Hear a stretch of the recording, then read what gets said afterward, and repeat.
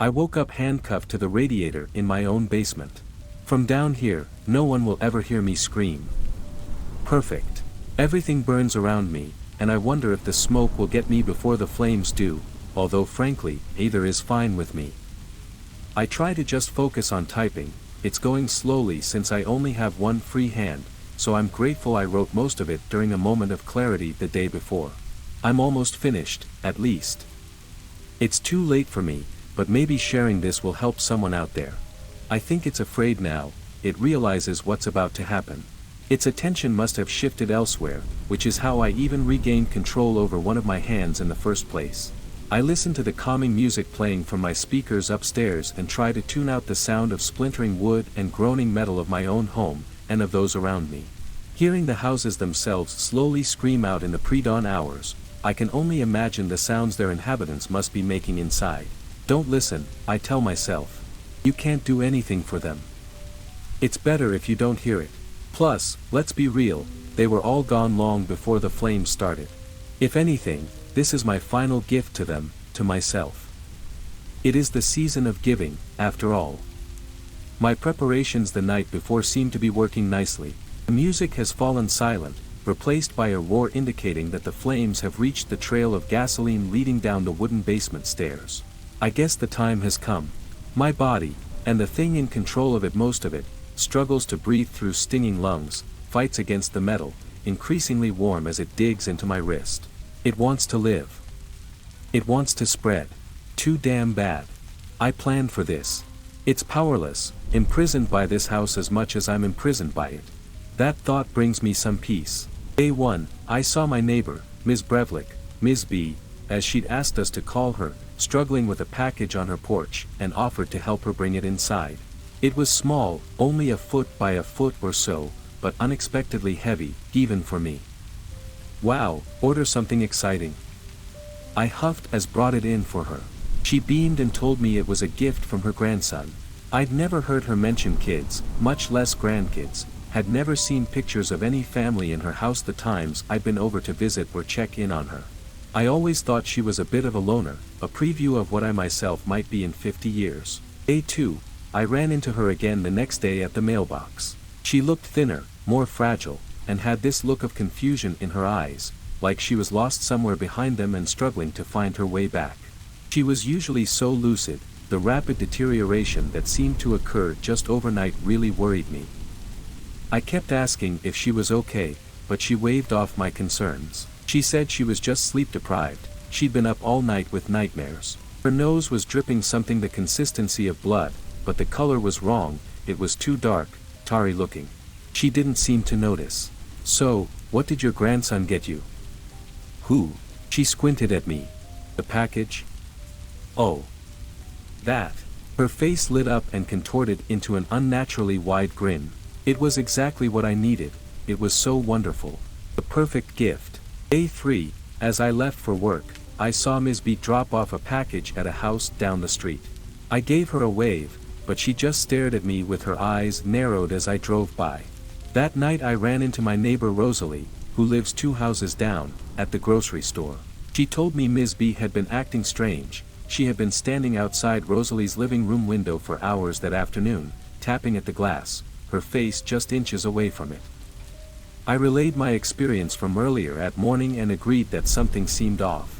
Rosalie said she planned to go check in on her and I asked her to keep me posted. I never heard back from her. Day 4, the next morning, wet, guttural sounds emerged from behind my shared fence with Ms. B. Due to the angle and height of the eaves of our houses, I'm able to see into part of her backyard on my driveway camera. I wasn't trying to spy on her, I was truly worried that she was hurt back there. I went to the live feed, and at first, I thought she'd fallen, because she was on her knees, hunched over. I zoomed in the best the resolution would allow, and realized she was eating something. Whatever it was thrashed around a few times before finally falling forever still. As she shifted slightly, I got a better view. No. Not something, someone. Oh God. It was Rosalie. I wished I hadn't had the volume on, the sounds were awful. The only thing worse than the wet tearing, were the profuse apologies between mouthfuls. She was sobbing while she did it. I sat there in shock and disgust, hand over my mouth, but unable to look away as I watched what unfolded. I called the police and shared the camera footage, but the officers who showed up seemed unconcerned, even disinterested, as if they weren't seeing the same thing that I was.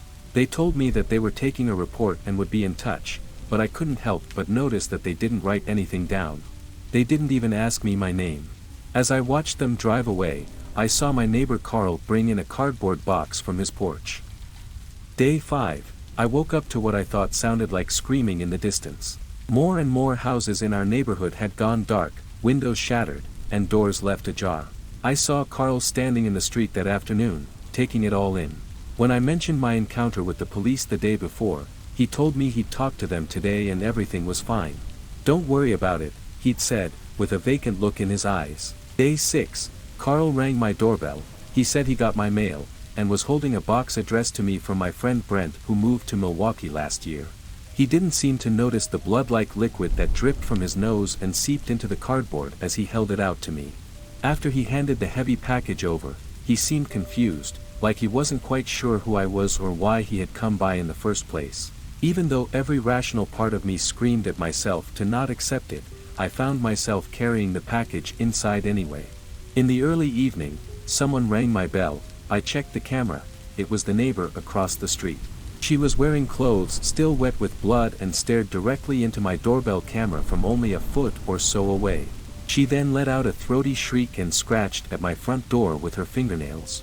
I later watched the footage from start to finish and saw her emerge from the house next to hers before she came to mine. I'd already guessed that based on the trail of footprints, but seeing it on video made it all the more real. The other house continued to sit dark after night fell, the front door still wide open. I called 911 and the dispatcher told me the police were on their way. When hours had passed without me seeing them, I called back and was told that they had come by, and saw that everything was fine. I replied that I never talked to anyone, they must have come to the wrong address. They agreed to send them back out. While I was waiting, I packed a bag. I didn't know where else to go, but I figured that even if I slept in my car in some parking lot, it had to be better than here. I offered to come to the station, but they told me to wait for them at the address I'd given, so I just paced around my house all night. I still didn't feel safe, even with all the deadbolts locked. They never came. Day 7. I had the worst dreams the night before, something forcing itself upwards into my nose and sinuses. The pain was indescribable, it all felt so viscerally real. My nose was bleeding when I woke up, which made me wonder. Carl was wandering around the neighborhood looking lost, like he forgot which house was his. As I cleared the empty cardboard box from my kitchen table, I realized that I didn't recall opening it, or even knowing Brent.